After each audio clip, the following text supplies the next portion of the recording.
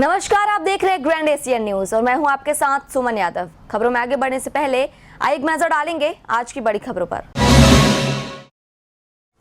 माता कर्मा धाम में विशाल प्रेक्षागृह का शिलान्यास किया मुख्यमंत्री भूपेश बघेल ने।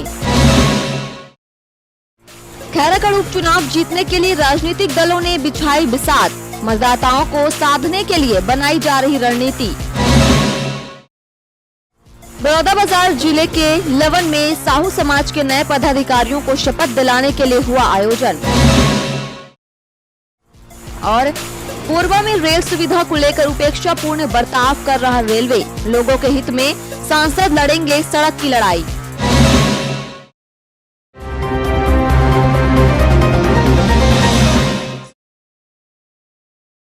अब खबरें विस्तार से। मुख्यमंत्री भूपेश बघेल राजधानी रायपुर के कृष्णानगर स्थित कर्मा धाम में आयोजित भक्त माता कर्मा जयंती समारोह में शामिल हुए। मुख्यमंत्री ने वहां भक्त माता कर्मा मंदिर में पूजा अर्चना कर प्रदेश की सुख समृद्धि और खुशहाली की कामना की। इस अवसर पर मुख्यमंत्री ने माता कर्मा धाम के ऑडिटोरियम का भूमि पूजन और शिलान्यास किया और परिसर में रुद्राक्ष का पौधा भी रोपा। गृह मंत्री ताम्रध्वज साहू, लोकसभा सांसद सुनील सोनी, राज्य पिछड़ा वर्ग आयोग के अध्यक्ष थानेश्वर साहू, तेलघानी बोर्ड के अध्यक्ष संदीप साहू, छत्तीसगढ़ राज्य सहकारी दुग्ध महासंघ के अध्यक्ष विपिन साहू, छत्तीसगढ़ पर्यटन मंडल की उपाध्यक्ष श्रीमती चित्ररेखा साहू, जिला साहू समाज के अध्यक्ष मेघराज साहू सहित अनेक जनप्रतिनिधि, साहू समाज के पदाधिकारी और सदस्य इस अवसर पर उपस्थित थे। माता कर्मा धाम में यहाँ पिछले 7 दिन से यहाँ भागवत का आयोजन और कल कर्मा जयंती, उसकी पूर्व संध्या में यहाँ के भक्त माता कर्मा के दर्शन और रुद्राक्ष के वृक्षारोपण का कार्यक्रम आयोजित था और उसमें सभी साहू समाज के पदाधिकारी बढ़ चढ़कर हिस्सा ले रहे हैं। और कल कर्मा जयंती है और छत्तीसगढ़ शासन ने कर्मा जयंती में अवकाश घोषित किया है। खैरागढ़ के चुनावी रण में मतदाताओं से पहले राजनीतिक पार्टियां अपने कार्यकर्ताओं को साधने में लगी हुई हैं। इसके लिए खैरागढ़ विधानसभा क्षेत्र में कार्यकर्ताओं की बैठक का दौर जारी है और आला नेता कार्यकर्ताओं को पूरी तरह चार्ज कर रहे हैं।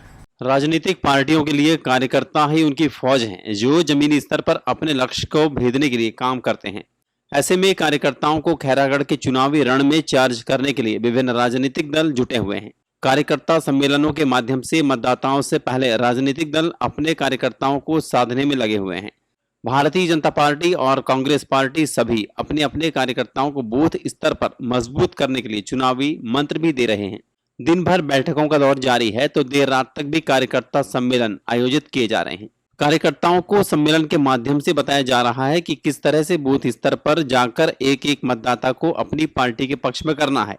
कांग्रेस पार्टी अपने कार्यकर्ताओं को चुनावी रण में लाव लश्कर के साथ उतारने के लिए चार्ज कर रही है। वहीं भारतीय जनता पार्टी मैराथन बैठकों के जरिए बूथ, मंडल और शक्ति केंद्र के कार्यकर्ताओं को मजबूत करने में जुटी हुई है। मैं दावे के साथ बोल सकता हूं, भूपेश बघेल के नाम से खैरागढ़ का चुनाव जीतेंगे, रिकॉर्ड मत से जीतना। कांग्रेस और भाजपा के आला नेताओं का कहना है कि कार्यकर्ताओं में काफी उत्साह और जोश है। कांग्रेस और भाजपा नेताओं ने कहा कि खैरागढ़ का यह चुनावी रण हम ही जीतेंगे। मंडई में आज हमारे कार्यकर्ताओं का बड़ा सम्मेलन था। खैरागढ़ चुनाव हो रहा है, कार्यकर्ताओं में काफी जोश है, इसलिए हमारे कार्यकर्ताओं में खूब उत्साह है। हम खैरागढ़ सीट जीतेंगे। 30 तारीख और 29 तारीख को जो हमारे कार्यकर्ताओं को जो सम्मेलन होगा मंडलवार, ये कार्यकर्ताओं ने मन बना लिया है, तय कर लिया है। खैरागढ़ के जनता ने का मानसिकता तय हो गया है कि इस बार हम उपचुनाव में बीजेपी को जिताएंगे, कोमल जंघेल को जिताएंगे। देखिए, कार्यकर्ताओं में पूरी तरह से जोश है और जिस प्रकार से पूरे देश में कमल खिला है और हर जगह कांग्रेस मुक्त भारत बनने की कल्पना साकार हो रही है। अब कार्यकर्ताओं में पूरा जोश है कि छत्तीसगढ़ भी कांग्रेस मुक्त हो और उसकी शुरुआत खैरागढ़ से होगी। हमें विश्वास है कि जिस तरीके से आज यहाँ पे कार्यकर्ताओं की बैठक हुई है, सारे कार्यकर्ता कांग्रेस के सब मिलके इनको विधानसभा भेजने का काम करेंगे।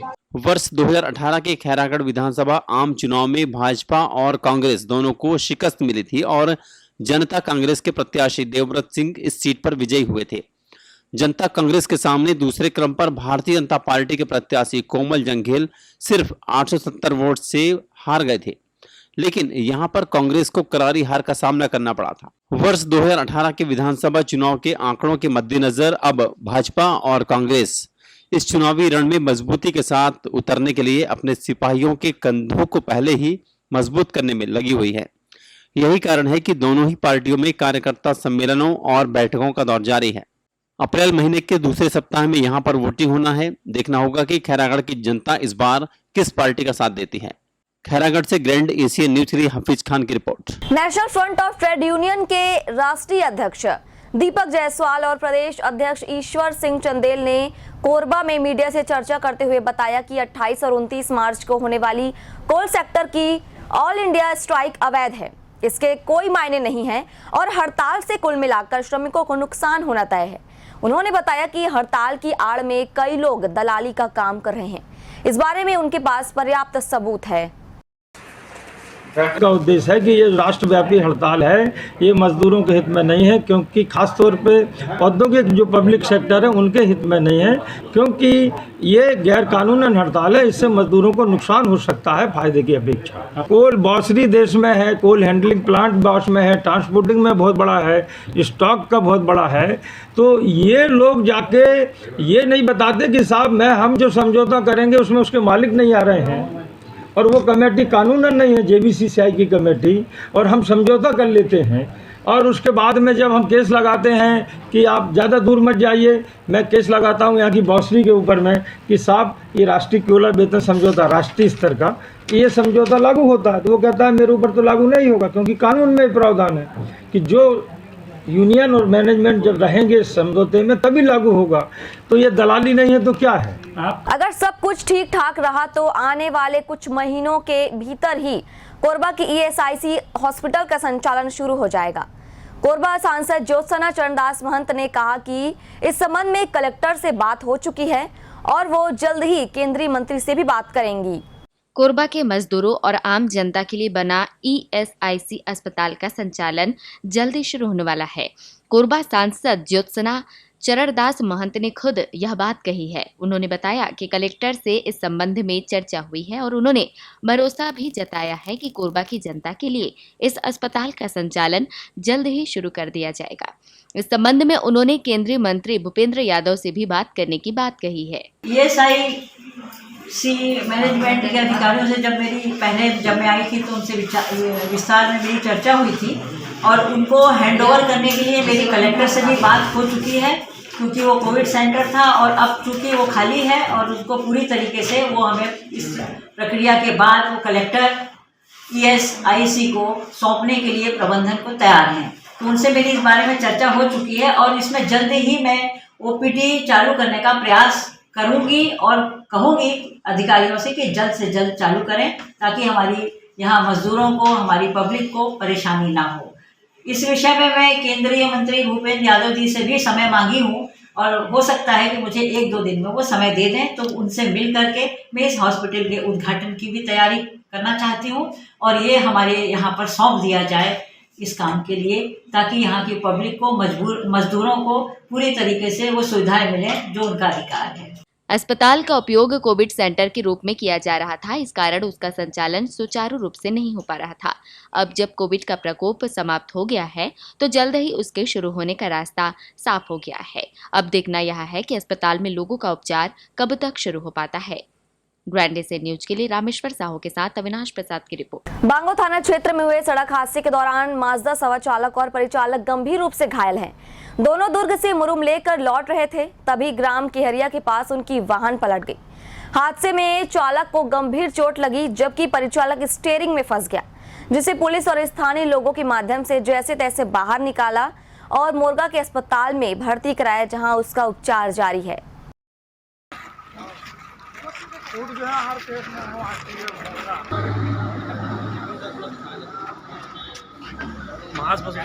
उतना नहीं लगा। छत्तीसगढ़ विधानसभा के अध्यक्ष डॉक्टर चरणदास महंत शनिवार को जांजगीर पहुंचे। यहां उन्होंने ग्राम केरा में मौजूद शहीद आदित्य की प्रतिमा का अनावरण किया। इस दौरान मौके पर गौ सेवा आयोग के अध्यक्ष महंत राम सुंदर दास भी मौजूद रहे। देश की सुरक्षा में जान गंवाने वाले शहीद आदित्य की प्रतिमा का अनावरण करने छत्तीसगढ़ विधानसभा के अध्यक्ष डॉक्टर चरणदास महंत शनिवार को जांजगीर जिले के ग्राम कीरा पहुंचे। शहीद की प्रतिमा का अनावरण करते हुए उन्होंने कहा कि यह हमारे लिए गौरव की बात है कि जांजगीर के लाल ने देश की सुरक्षा में अपनी जान न्यौछावर कर दी और जिले का नाम पूरे देश में रोशन कर दिया। मैं केरा ग्राम में केरा गांव के मिट्टी से बना हुआ लड़का प्रतीक आदित्य,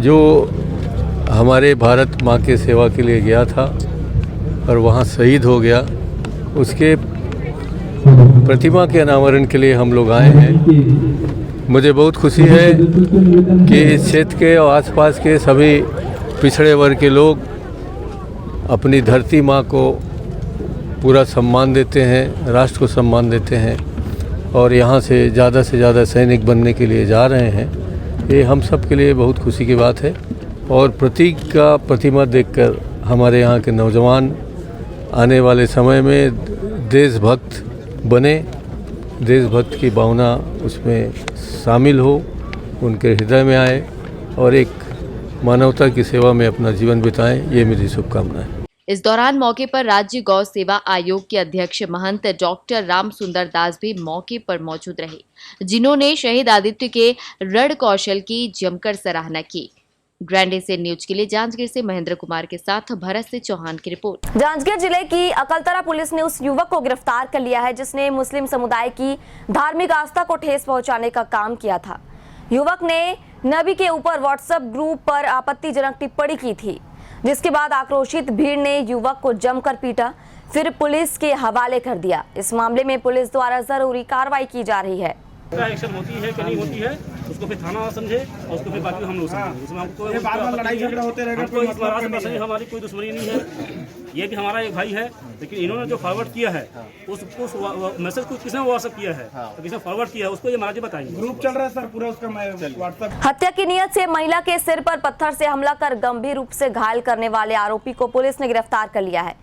मामला जांजगीर जिले के बलौदा थाना क्षेत्र का है, जहां 24 मार्च को रात यह घटना सामने आई थी। शिकायत के बाद पुलिस हरकत में आई और आरोपी को गिरफ्तार कर लिया। जांच में बात सामने आई है कि आरोपी महिला की पुत्री से प्रेम करता था और उसका विवाह अन्यत्र तय कर दिए जाने से वह आक्रोशित था। किसी अज्ञात व्यक्ति द्वारा घर के अंदर घुसकर पत्थर से पीड़िता बृहस्पति बाई के सिर में चोट पहुंचाकर और भाग गया था। काफ़ी गंभीर चोट थी। प्राथमिक की रिपोर्ट पर थाना बलौदा में अपराध क्रमांक 134/22 धारा 450 307 भागा भी दर्ज किया गया था। मुखबिर की सूचना के आधार पर संदेही रवि कश्यप से पूछताछ की गई, जो आरोपी द्वारा अपना जुर्म स्वीकार करने पर आरोपी रवि कश्यप को गिरफ्तार कर न्यायिक रिमांड हेतु न्यायालय भेजा गया। रेल प्रशासन द्वारा ऊर्जा धानी कोरबा की निरंतर की जा रही उपेक्षा से यहां आक्रोश जन्म लेने लगा है। कोरबा सांसद श्रीमती ज्योत्सना महंत भी क्षेत्र की उपेक्षा से नाराज है। उन्होंने बताया कि रेल मंत्री से मुलाकात कर कोरबा वासियों की समस्याओं से अवगत करा दिया गया है। ट्रेनों की लेट लतीफी और बंद ट्रेनों को प्रारंभ करने समेत अनेक मांगे रेल मंत्री के समक्ष कोरबा सांसद ने रखी है। कोरबा का आम आदमी रेल सुविधाओं के नाम पर इतना छला जा रहा है कि रेलवे का नाम आते ही सबके मुंह से एकाएक संसदीय शब्दों का सैलाब आ जाता है। वजह स्पष्ट है, अधिकांश ट्रेनें बंद हैं, जो चल भी रही हैं उन्हें कहीं भी खड़ा कर पहले माल गाड़ियों को निकाला जाता है, उसके बाद ही यात्री गाड़ियों का नंबर आता है। यात्रियों को कोरबा से चलने वाली इसी गाड़ी से चापा, बिलासपुर अथवा रायपुर पहुंचकर अन्य ट्रेन या विमान से यात्रा करनी होती है, तो वह समय पर पहुंच ही नहीं पाते और उन्हें अपनी यात्रा बीच में ही रद्द करनी पड़ती है। लोगों की इस परेशानी से वाकिफ कोरबा सांसद श्रीमती ज्योत्सना महंत ने बताया कि उन्होंने इस बाबत रेल मंत्री से चर्चा की है। सांसद श्रीमती ज्योत्सना महंत से जब यह पूछा गया कि कोरबा की जनता यदि पुनः एक राय होकर आंदोलन करती हैं तो उसमें आप साथ होंगी, इस पर श्रीमती महंत ने कहा कि वे जनप्रतिनिधि हैं, जनहित में वे साथ हैं और आगे भी साथ रहेंगी। देखिए, जनप्रतिनिधि होने के नाते मेरा भी कर्तव्य है कि मेरी जनता को, मेरी लोकसभा के लोगों को यहाँ कोई तकलीफ ना हो। लेट लतीफ़ी से भी मैं भी परेशान हूँ, मेरी जनता भी परेशान है। यहाँ ट्रेन का ना चलना उसके लिए भी बहुत परेशान है। यदि ये लोग कोई आंदोलन करते हैं और करना भी चाहिए, मेरा भी यही सोच है कि हमारी मांगे पूरी ना हो तो हम उसका आंदोलन करें और बताएं कि हम लोग को क्या चाहिए। तो मैं उनके साथ जनप्रतिनिधि होने के नाते, एक बहन होने के नाते मैं उनके साथ हमेशा खड़ी रहूंगी और उनके आंदोलन में शामिल होंगी। गौरतलब है कि कोरबा रेल मंत्रालय देश में सर्वाधिक आय देने वाला क्षेत्र है। यहाँ से मालगाड़ियों के जरिए पूरे देश में कोयला भेजा जाता है।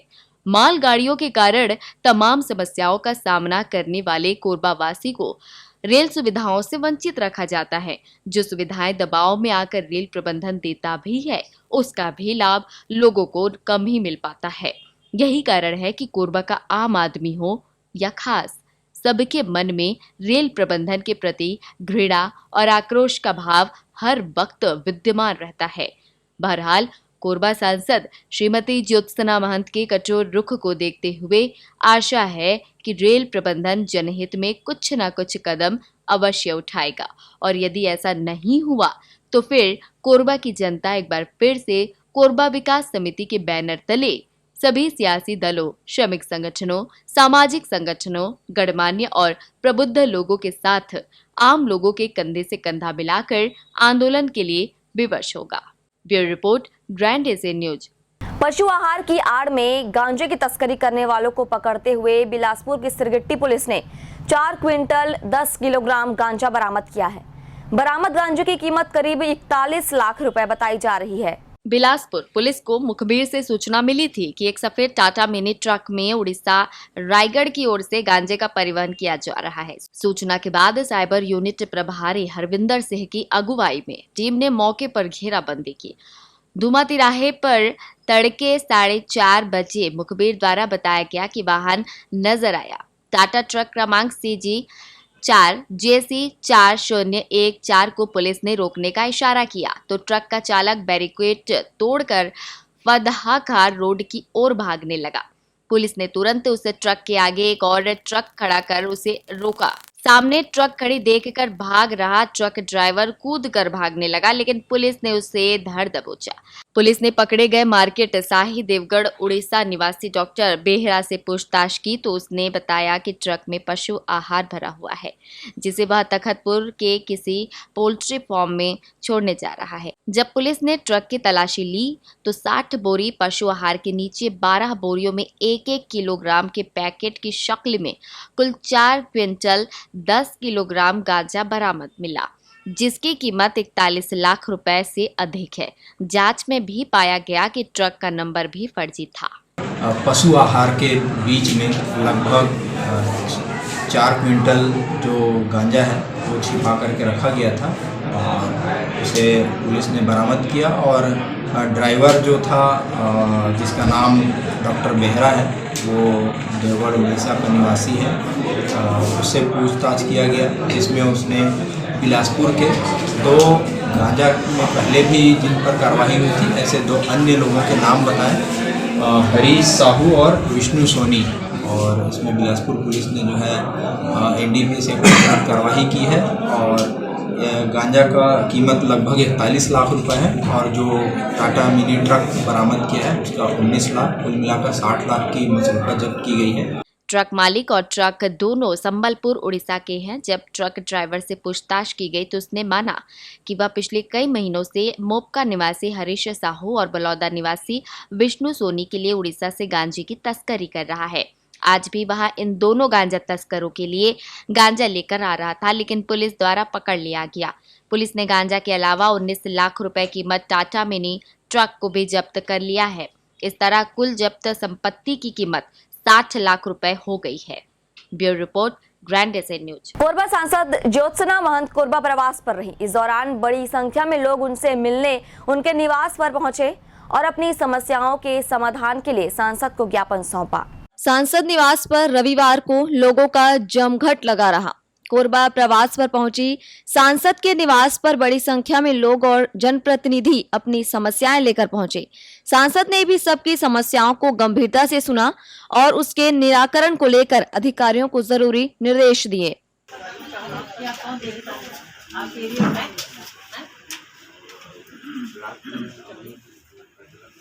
करतला आप देखते हैं, करतला को आप देखते हैं, करतला को आप देखते हैं।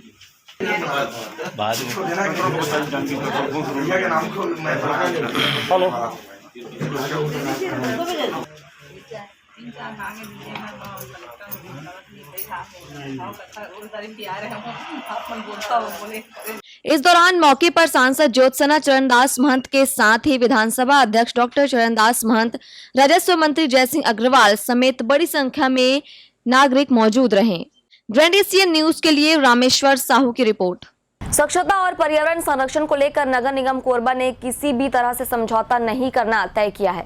इसके अंतर्गत लगातार कार्रवाई की जा रही है। नगर निगम की व्यवस्था के अंतर्गत नियमों से खिलवाड़ करने वाले लोगों और प्रतिष्ठानों पर पेनल्टी की जाएगी। पिछले राष्ट्रीय स्वच्छता सर्वेक्षण में नगर निगम कोरबा को तीसरी रैंकिंग हासिल हुई थी। इससे उम्मीद जगी है कि आने वाले समय में रैंकिंग और अच्छी हो सकती है। इसलिए नगर निगम कोरबा के द्वारा स्वच्छता के मामले को लेकर विशेष गंभीरता दिखाई जा रही है और सक्रियता से काम किया जा रहा है। इसी इरादे से स्वच्छता के मामले में कई प्रयोग किए जा रहे हैं। नगर निगम के कमिश्नर प्रभाकर पांडे ने बताया कि हाल में ही 64 ई-रिक्शा वार्ड में उतारे गए हैं और इनके जरिए डोर टू डोर कचरा कलेक्शन का काम किया जा रहा है। इसी के साथ प्रतिबंधित प्लास्टिक का उपयोग करने वालों पर भी एक्शन लिया जा रहा है। किसी भी कीमत पर प्लास्टिक के उपयोग को हम बढ़ावा देने के मूड में नहीं हैं। प्लास्टिक का यूज भी लोगों के द्वारा किया जा रहा है और प्लास्टिक का विक्रय भी हो रहा है। मैंने अपनी टीम को निर्देशित किया है कि ऐसे थोक में विक्रय करने वाले या उत्पादन करने वाले जो भी प्रतिष्ठान हैं उनको चिन्हांकित किया जाए और चिन्हांकित करके उन पर दबिश दी जाए और दबिश देकर उन पर जब्ती और जुर्माने की कार्रवाई की जाए। ये आगे लगातार चलता रहेगा और इस पे हम लोग कठोरता से नियंत्रण लगाने का प्रयास कर रहे हैं। निगम कमिश्नर ने बताया कि हमारी टीम आसपास के क्षेत्रों में पहुंचकर देखती है कि कोई भी व्यक्ति या संस्था प्लास्टिक का उपयोग तो नहीं कर रहा है। एक बार समझाइश देने के बाद दोबारा इसका परीक्षण किया जाता है। गड़बड़ी पाए जाने पर 200 की पेनल्टी करने के साथ लोगों को डस्टबिन दी जाती है। टीम बनी हुई है जो कि व्यावसायिक एरिया में डेली 5 से 6 घंटा जाके और दुकानदारों से बात करती है, उनका विजिट करती है और पहले हम लोग समझाइश देते हैं कि आपके पास अगर डस्टबिन नहीं है तो डस्टबिन रखिए। अगर उनके यहाँ प्लास्टिक पाया जाता है तो प्लास्टिक की जब्ती तुरंत की जाती है। समझाइश देने के बाद 1 हफ्ते का समय देते हैं। 1 हफ्ते के बाद पुनः टीम जाती है और टीम जाके जब वहाँ पे फिर से डस्टबिन नहीं पाया जाता है तो वहाँ पे तत्काल उनको 200 रुपये का फ़ाइन काटते हैं और फाइन काटने के एवज में हम लोग डस्टबिन उनको देते हैं। नगर निगम का सोचना है कि किसी भी क्षेत्र को अच्छी तस्वीर देने के लिए वहां पर स्वच्छता का वातावरण बेहद जरूरी है। इसी बात को ध्यान में रखते हुए नगर निगम क्षेत्र में कई स्तर पर काम किया जा रहा है। निगम के अंतर्गत आने वाले 7 जोन के 67 वार्डों में आधारभूत ढांचे को मजबूत किया गया है। क्षेत्रों से आने वाली मांग के आधार पर वहां आवश्यक सुविधाएं उपलब्ध कराई जा रही है। ग्रैंड एशियन न्यूज के लिए पवन तिवारी के साथ तरुण मिश्रा की रिपोर्ट। वैश्विक महामारी कोरोना के कारण पिछले 2 साल में भारी नुकसान होने से परेशान कोरबा के कुम्हारों के सामने एक बार फिर गंभीर समस्या है। गर्मी के सीजन में उन्होंने मिट्टी के मटके तैयार किए हैं, लेकिन दूसरे राज्यों के कारोबारियों की दखल के कारण संकट खड़ा हो गया है। स्थानीय कुम्हार चाहते हैं कि उन्हें रोजगार के लिए स्थायी विकल्प दिया जाए। कोरबा के सीतामढ़ी सहित कई क्षेत्रों में प्रजापति समुदाय निवास करता है और मिट्टी पर आधारित काम करने के साथ जीवन यापन सुनिश्चित करता है। यह वर्ग मिट्टी के दिए से लेकर पूजा पाठ में काम आने वाली सामग्री और मूर्तियों के अलावा गर्मी के सीजन में मटके तैयार करता है। पिछले 2 वर्ष में इन लोगों का कारोबार कोरोना की भेंट चढ़ गया। अब हालात सामान्य होने पर कुम्हारों को लगा कि व्यवसाय बेहतर होगा, लेकिन पड़ोसी राज्यों से आए कारोबारियों के कारण यह सोचना गलत साबित हो रहा है। कुम्हारों ने बताया कि कुछ जगह उन्हें काम करने से रोका जा रहा है। मांग इतना है, बाहर से घड़ा आते हमन यहाँ दिन से घड़ा बेचा था, पुरखा से कोरबा में बेचा था घड़ा। 4 साल हो गए लॉकडाउन में कमाए नहीं है। हमन सीजन में दे आ गए, हमन लोग मतलब आपत्ति नहीं है, वो आके बेचे, मगर यहाँ प्रॉपर आके रह के बेचे। अभी समस्या है भैया, बाहर ले मटका आए है।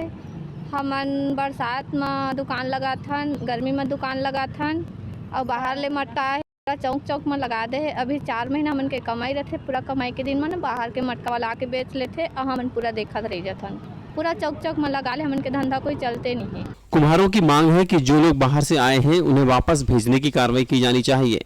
हमन से निवेदन है सरकार मन से, आयुक्त साहब से, कि वो मतलब भगा दिए मटका से आए थे। मतलब प्राथमिकता तो मन मिलना। हाँ, प्राथमिकता हम यहाँ के निवासी हैं भैया, हम सीजन कर्जा उर्जा लेके खायन भैया हमन एकर यहाँ कुछ काम नहीं करन भैया। हमन जे जगह लगात हन ओई जगह दुकान लगाबो और बाहर ले मटका आए है ओ अभी मत आए अंते लगायो मन। मतलब ये कहना है कि जो लोकल है तुमन उमन के हमन लोकल हन हमन 12 महीना लगाबो जे जगह हम लगात हन ओई जगह और बाहर ले आए है और अपन देश में जिया खाए नहीं तो कोई दूसरा जगह जाए।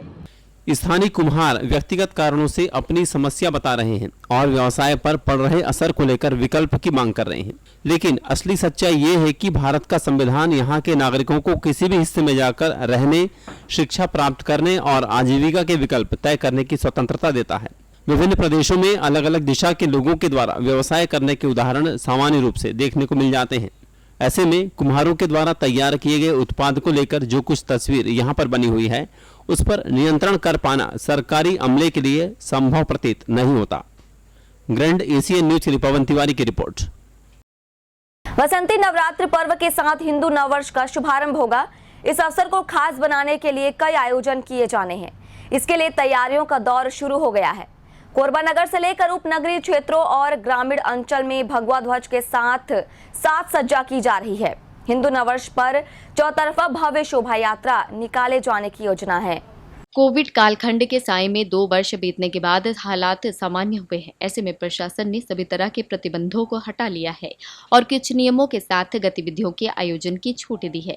2 अप्रैल से प्रारंभ हो रहे चैत्र नवरात्र पर्व को लेकर देवी मंदिरों में तैयारियों का दौर शुरू हो गया है। यहाँ पर ज्योति कलश प्रज्वलित होने के साथ कई अनुष्ठान किए जाएंगे। इसी दिन से हिंदू नववर्ष प्रतिपदा की शुरुआत होगी। इसका संदेश देने के लिए चौक चौराहा से लेकर विभिन्न रिहायशी क्षेत्र में भगवा ध्वज लगाए जा रहे हैं। युवाओं में इसे लेकर काफी उत्साह बना हुआ है। आह्वान किया जा रहा है कि वृहद उत्सव के रूप में नववर्ष को मनाया जाए। प्रतिवर्ष की तरह इस साल फिर हम हिंदू नववर्ष मनाने का उत्साह हम सब में दिखा जा रहा है। सब अपने आस पड़ोस में अपने घरों पे दिया जला के लोगों के साथ मिल के हिंदू नववर्ष मनाएं। 2 अप्रैल हिंदू नववर्ष के शुभ अवसर पर हम सभी हिंदुओं के द्वारा घर घर जाके भगवा ध्वज लगाया जा रहा है, जिसको लेकर सभी हिंदुओं में बहुत ही उत्साह है और बहुत ही उमंग है। सामाजिक संगठनों के द्वारा नववर्ष को लेकर व्यापक तैयारी की जा रही है। इसी श्रृंखला में उपस्थित घंटाघर चौराहे के पास मर्यादा पुरुषोत्तम श्री रामचंद्र का विशाल कटआउट स्थापित किया गया है, जो आकर्षण का केंद्र बना हुआ है। Bureau report, grand Asian news. Rampur चौक के अंतर्गत रिजदी चौक के पास हुए हादसे में गंभीर रूप से घायल दूसरे व्यक्ति की मौत हो गई। मुड़ापार निवासी जोगेंद्र यादव और फिलेश्वर यादव शादी समारोह में शामिल होने जांजगीर गए हुए थे। घर वापसी के दौरान उनकी वाहन पिकअप से भिड़ गई। दुर्घटना में पहले जोगेंद्र की मौत हुई थी, वहीं फिलेश्वर की मौत भी उपचार के दौरान अस्पताल में हो गई। मर्ग कायम कर पुलिस मामले की जांच कर रही है। जोगेंद्र यादव और फुलेश्वर यादव दोनों आपसी में रिलेशन में हैं। ये दोनों जांजगीर शादी अटेंड करके वापस कोरबा लौट रहे थे कि वेयर हाउस कोरबा के पास एक सफ़ेद कलर की पिकअप से इनका एक्सीडेंट हो गया था, जिसको पुलिस के द्वारा इलाज हेतु जिला अस्पताल कोरबा ले जाया गया, जहां इलाज के दौरान दोनों की मृत्यु हो गई है और इस पर मर्ग कायम कर विवेचना कार्रवाई में लिया गया है। वाहन चालक के पकड़ा गया है या फरार? भागने की फिराक में था, जिसे रात्रि में ही पकड़ लिया गया है और उसके ऊपर कार्रवाई की जा रही है। बालिका शिक्षा को बढ़ावा देने के लिए कई प्रकार के काम किए जा रहे हैं। लगातार इस प्रकार के कामों की चर्चा भी हो रही है। इन सब के बावजूद बालको नगर स्थित शासकीय कन्या हायर सेकेंडरी विद्यालय की 4 दीवारी पिछले 3 साल से क्षतिग्रस्त स्थिति में पड़ी हुई है। इसका सुधार कब होगा, यह अपने आप में बड़ा सवाल बना हुआ है। शिक्षा विभाग के द्वारा बालको नगर में मुख्य मार्ग पर हायर सेकेंडरी विद्यालय का संचालन बालिकाओं के लिए किया जा रहा है। यहाँ पर 6वीं से 12वीं कक्षा का संचालन हो रहा है। विद्यालय परिसर में सुरक्षा का वातावरण देने के उद्देश्य से पिछले वर्षों में 4 दीवारी बनाई गई थी। पिछले 3 वर्षों से यह क्षतिग्रस्त स्थिति में पड़ी हुई है। इसके कारण कई प्रकार की समस्याएं खड़ी हो रही है। शिक्षिकाएं और विद्यार्थी इसके चलते परेशान हैं। प्रभारी प्राचार्य निरुपमा शर्मा ने बताया कि अपने स्तर पर आंशिक सुधार कार्य कराया गया था, लेकिन एक बार फिर से हालात जस के तस हो गए हैं। जरूरी काम कराने के लिए हमने कई स्थानों पर पत्राचार किया है। पूरा प्रयास है मेरा। और बाउंड्री वॉल, पहले आप कह रहे हैं वो सही बात है, बाउंड्री वॉल टूटी हुई थी और उसके लिए मैंने उसको बाउंड्री वॉल को फिर से बनवाया था और तारों के माध्यम से। परंतु तार फिर 2.5 साल से जैसे आप कह रहे हैं तो पुनः फिर वो टूट चुका है।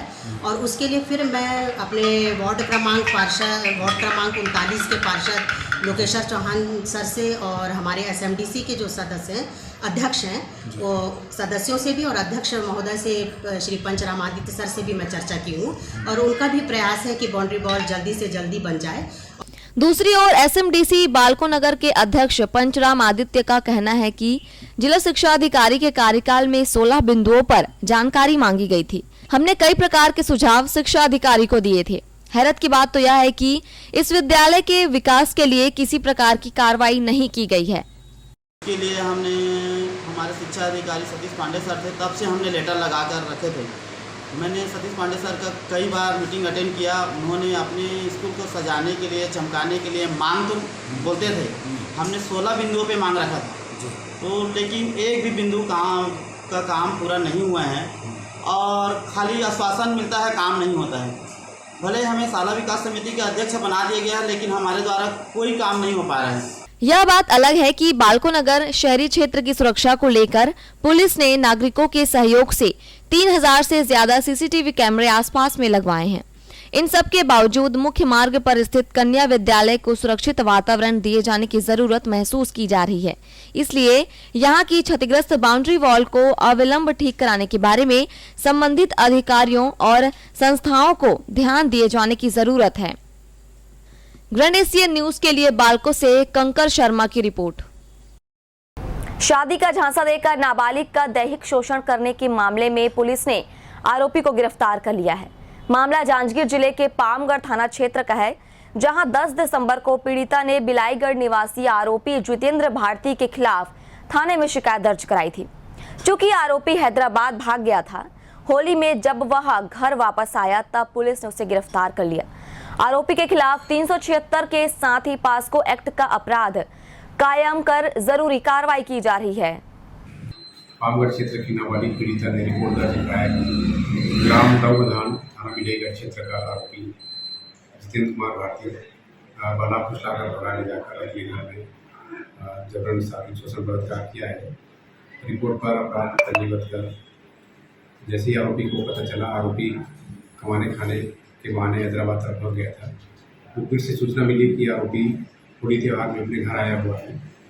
मुखबिर की सूचना पर आज दिनांक 26/3/2022 को आरोपी को उसके निवास दौगधान से गिरफ्तार करते ही रिमांड पर जेल भेजा गया। अपनी 12 सूत्री मांगों को लेकर वनकर्मी अनिश्चितकालीन हड़ताल पर हैं। मांगों को मनवाने के लिए उनके द्वारा सरकार पर लगातार दबाव बनाया जा रहा है। अलग अलग तरीके से प्रदर्शन कर वे सरकार को अपनी मांगों से अवगत करा रहे हैं। शनिवार को वनकर्मियों ने मुख्यमंत्री भूपेश बघेल और वन मंत्री मोहम्मद अकबर का मुखौटा पहनकर प्रदर्शन किया और बैंड बाजे के साथ सरकार को वादा गिनाया। वनकर्मी चाहते हैं कि सरकार उनकी मांगों को जल्द से जल्द पूरा करे। हर रोज अलग अलग तरीके से अपना ध्यानाकर्षण करवाने का कोशिश कर रहे हैं। आज के हम ध्यानाकर्षण कार्यक्रम में श्रीमान माननीय CM सर और माननीय वन मंत्री सर से एक मास्क रूपी हमारे कर्मचारी बंधुओं के पहनाकर उनसे हमने गुहार लगाई है कि वो हमारे अनिश्चितकालीन आंदोलन के सभी 12 मांगों को पूर्ण करें। जितने बैंड बजाने वाले हैं सभी हमारे कर्मचारी साथी हैं, गाना गाने वाले भी हमारे कर्मचारी साथी हैं, पूरा जितने कलाकार हैं सभी हमारे कर्मचारी साथी हैं। अपनी मांगों को लेकर आंदोलन कर रहे भूविस्थापित उग्र हो गए हैं। जमीन के बदले नौकरी सहित अन्य मांगों को लेकर प्रदर्शन कर रहे भूविस्थापितों ने SCCL की कुसमुंडा खदान को बंद करा दिया है। कांग्रेस पार्षद अमरजीत सिंह के नेतृत्व में प्रदर्शन कर रहे भूविस्थापितों ने स्पष्ट रूप से कह दिया है कि उनकी मांगों को लेकर प्रबंधन जल्द गंभीर नहीं हुआ तो वे SCCL को काफी नुकसान पहुंचाएंगे। जिला प्रशासन और पुलिस प्रशासन के और CM साहब का लिखित आश्वासन था कि 25 तारीख तक अगर लंबित मामले को प्रकरण को जो माननीय कलेक्टर महोदय ने भी जो प्रकरण को दिया गया है उसको लंबित मामले को अगर 25 तक लेने थे तो हम पुनः 26 से बैठेंगे। लेकिन हम लोग एक दिन और इंतजार किया कि 27 तक विधिवत हमने नोटिस देके SC प्रबंधन के खिलाफ भूस्थापित हमारे जितने समस्त जनप्रतिनिधि हैं हम SC से खिलाफ धरना प्रदर्शन बैठे हुए। अधिकारी आज है 2 साल बाद चले जाएंगे, लेकिन वो आज संघर्ष करते करते कुछ अधिकारियों में मिली भगत से अधिकारियों के गरीबों का जमीन हड़प लिए हैं और उनके जगह फर्जी नौकरी दे दिया गया। अगर मान लीजिए कोई चर्चा करने के लिए नहीं आते तो आगे क्या करेंगे? आगे अनिश्चितकालीन बैठेंगे, आज बैठे कल बैठे, कंटिन्यू बैठेंगे, जब तक होगा लाठी खाएंगे, जेल जाएंगे, लेकिन हम रहेंगे नहीं। फिलहाल इस बुलेटिन में इतना ही। आप देखते रहिए ग्रैंड एशिया न्यूज। नमस्कार।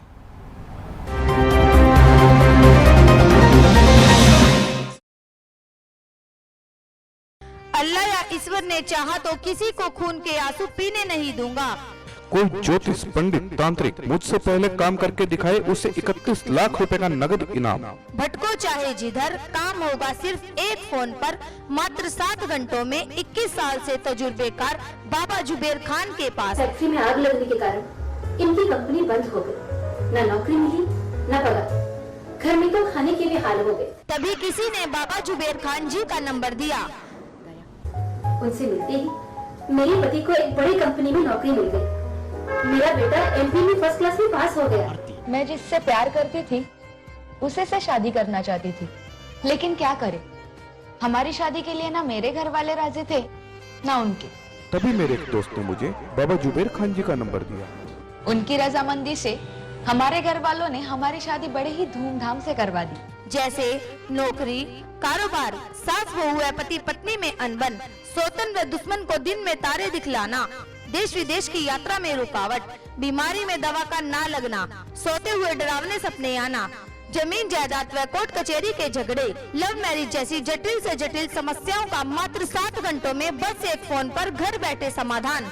तंत्र मंत्र यंत्र के सम्राट, भारत के नंबर 1 गोल्ड मेडलिस्ट बाबा जुबेर खान, हरिद्वार वाले। मोबाइल 99 157 17 190।